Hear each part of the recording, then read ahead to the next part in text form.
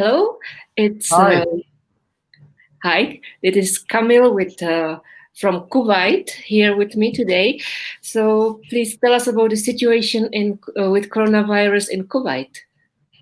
Well, it's not very bad, to be honest. The government was very quick to react. From the very beginning, they were very generous and very smart.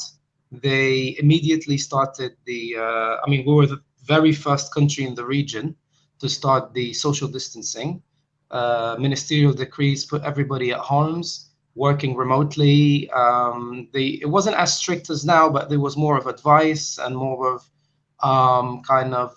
telling the people, the public, what is occurring in the world and making this thing clearer, you know. So everybody was aware quickly, and they set up hotels in remote areas for people who were abroad, and they start bringing people in. So everything was handled very, very nicely, very, very quickly. I think Kuwait is one of the best countries that handled this, from what I hear from the WHO. And till now, luckily, with everything going on around the world, it's just no more than 200 people, 200 cases currently. And they're saying that hopefully with time, things will get better very quickly. I mean, quicker than other countries, because as you can see now, the US is in big trouble and Yeah. many other countries are in big trouble. Um, and I think how they did that was very smooth and was very smart and was very lenient. So, and one has to say that the society in Kuwait was very. I mean, we've seen people go crazy in supermarkets, have riots in the US. You know, people attacked malls. None of that happened here. I mean, on one of the days when the curfew was announced, because now we're in curfew, obviously, but it wasn't like that in the beginning. In the beginning, it was more of advice to keep people away from each other and away from work. So they were advising people before they implement the curfew. On the day the curfew was announced, people just rushed to supermarkets, but straight away they started using social media, and they're very smart with that. They've got a lot of outlets on Instagram and Facebook, so that people can understand what's happening, and they showed people how they've got enough stock of food and medicine, so people were calmed down. It was just one night of, craziness, and now everything is, I think it's the way of the world, really. Everything is slow. Everything is a tortoise paced, really, and um, everybody's keen on getting back into normal life, partying, socializing. Here they love to go out for the hookah.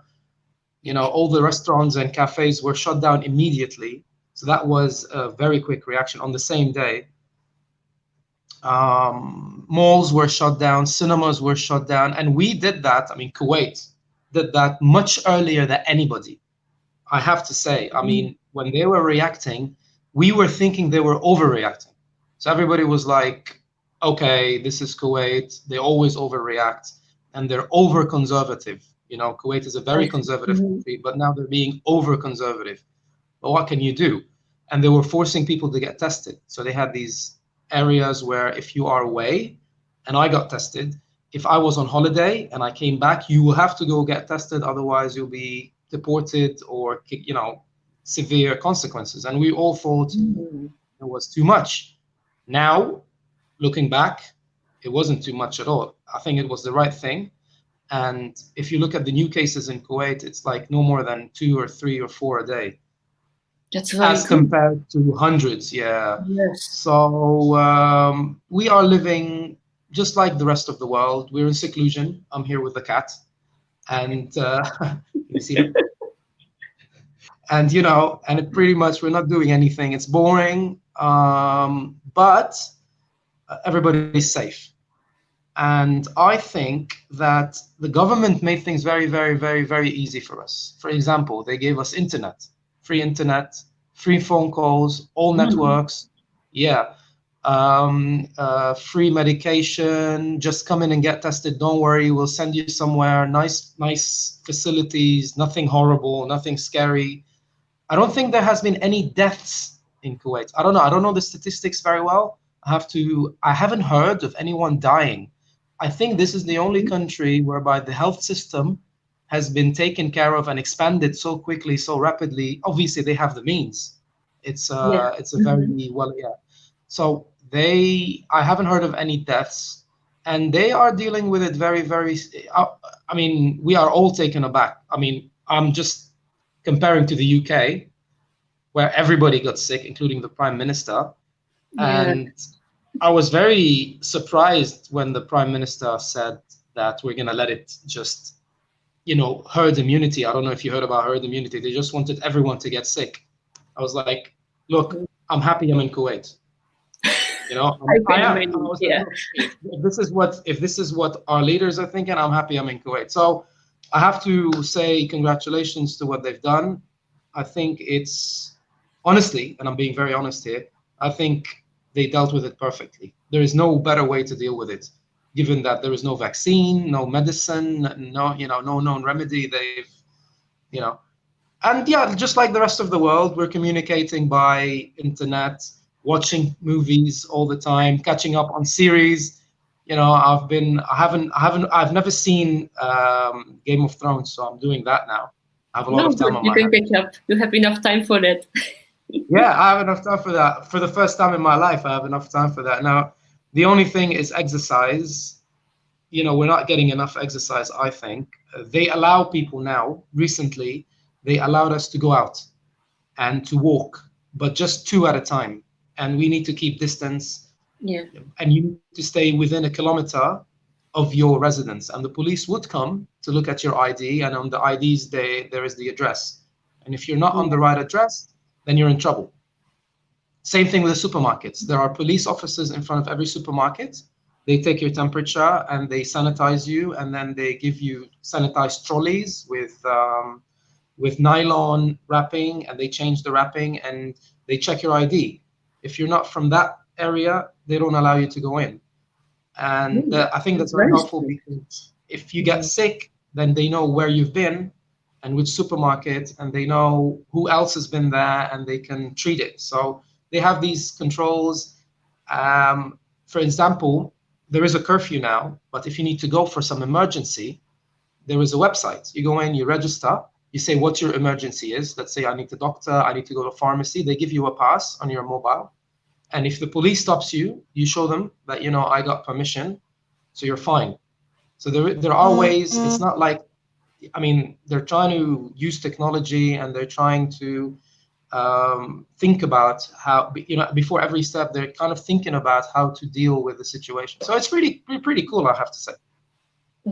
And tell me what happens, for example, if you go somewhere where you're not allowed to go. You said that you have the kilometer distance from your residence. So if the Yeah. police finds you, what is the punishment for that? Severe. It's very, very severe. If you're Kuwaiti, I'm not sure, but I think it's a very, very large fine, around $30,000, and maybe imprisonment. And if you're a foreigner, you may be deported. I know a few people who got deported. They just asked them to leave the country. They take it very serious. I see. Very, very severely, very severely. There is no. I mean, I said that in the beginning. We all thought it's too much, and we thought this reaction is a bit too much. But given the circumstances and what's happening in the world, I like it. I have to say, it is. Yeah. Okay. Yeah, that's And the only. when you go outside, for example, to get some food, Yeah. do you have to wear the mask, or it's not necessary? No, it is not necessary. And I think the reason is because of the reports that have been coming out that the mask only protects only protects others if you're sick. And it doesn't really protect anybody. I mean, it doesn't do much. So I totally agree with that, because, people just started going out and buying masks, and this is a lot of waste. A lot of masks are being thrown around, and it's not great for the environment. And if they're not very effective, and if all you need is to keep your hands clean, then just wash your hands and don't even buy sanitizers. Having said that, we didn't have a shortage of anything. There was enough sanitizers for everybody. There's still sanitizers in the supermarkets. I'm surprised that a country that imports everything, virtually everything is imported into Kuwait except for oil. There was no shortages. There was nothing that we felt. Even the imported stuff like the Doritos and the marshmallows and the chocolate, it's all there. I mean, there is no this. We have no problem. I'm looking at videos in the UK where Asda is completely empty, and Mm. I'm wondering why. How can the UK where Cadbury, we have chocolate factories and we have things. How can they be under equipped? And we've got Cadbury here in the UK. It doesn't make sense. But what can you say? They prepare properly in Kuwait, I think. They are Yeah, very well organized. yeah, very well organized, very That's well, impressive. yeah. And they have this great sense of community. That's what I felt. I felt from watching the videos from all around the world and how things went crazy in London and how things are going crazy in California. I'm surprised by the attitude of people all in the Western world. And you look at these countries here, they're very civil, they're very well behaved, they're very, I mean, humanity at the next level, I think. We didn't feel anything, and I never felt threatened.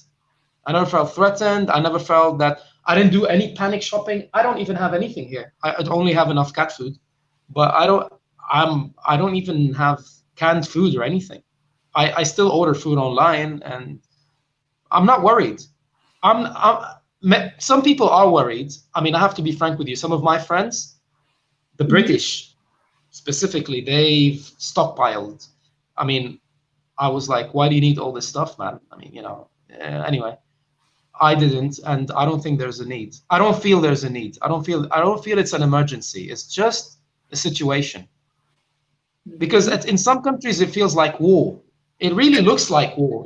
Really, people dying, body bags, panic shopping. I don't understand it. I mean, in Kuwait, I don't feel that at all.